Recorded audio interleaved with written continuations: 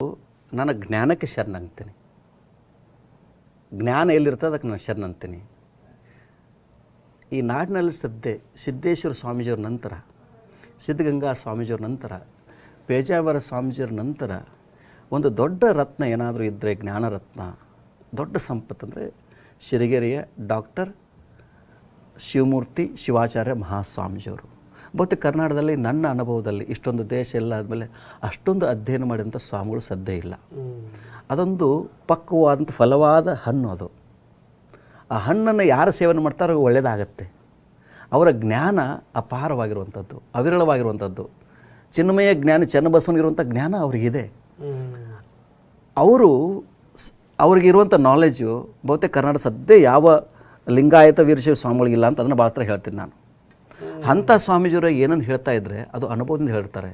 ಹೌದಪ್ಪ, ನಾವೆಲ್ಲ ಹೆಂಗೆ ಸ್ವಾಮಿಗಳು, ನನಗೂ ಕೂಡ ಮಾರ್ಗದರ್ಶನ ಮಾಡ್ತಾರೆ ಅವರು. ಓಕೆ, ಅಂದರೆ ನಂದು ಪುಣ್ಯ ಅಲ್ವಾ. ಸಿದ್ದೇಶ್ವರ ಸ್ವಾಮಿಗಳ ಇದ್ದಾಗ ಸಿದ್ದೇಶ್ವರ ಸ್ವಾಮಿಗಳ ಹತ್ರ ನಾವು ಕೇಳ್ತಿದ್ವಿ, ಸಿದ್ಧಗಂಗಾ ಸ್ವಾಮಿಗಳ ಹತ್ರ ಹೋಗ್ತಾ ಇದ್ವಿ. ಮತ್ತು ನಮ್ಮಂಥ ಸಾಧಕರಿಗೆ ಬೇಕಲ್ಲ ನಮಗೆ. ನಾನು ಎಷ್ಟೇ ದೊಡ್ಡ ಸ್ವಾಮಿಗಳದು ಕೂಡ ನನಗೂ ಗುರು ಬೇಕಲ್ವಾ. ನಿಜ, ನಿರಂತರವಾಗಿ ಸಾಧಕನಾಗಿರ್ಬೇಕಂತ ಬಯಸ್ತೀನಿ. ಹಾಗೆ ನಾನು ಸಿರಿಗೆರೆ ಸ್ವಾಮಿಗಳಂದರೆ ಅಪಾರ ಪ್ರೀತಿ. ಅವರ ಇಡೀ ಅವರ ಜೀವನ ನೀವು ನೋಡ್ಕೊಂಡು ಬನ್ನಿ, ಸಮಾಜ ಕಟ್ಟಿದಂಥ ವಿಧಾನ ನೋಡಿ ಬನ್ನಿ ನೀವು. ಅಂಥ ಒಬ್ಬ ಸ್ವಾಮಿಗಳಿಗೆ ಸದ್ಯ ಕನ್ನಡದ ಸಿಗೋದಿಲ್ಲ.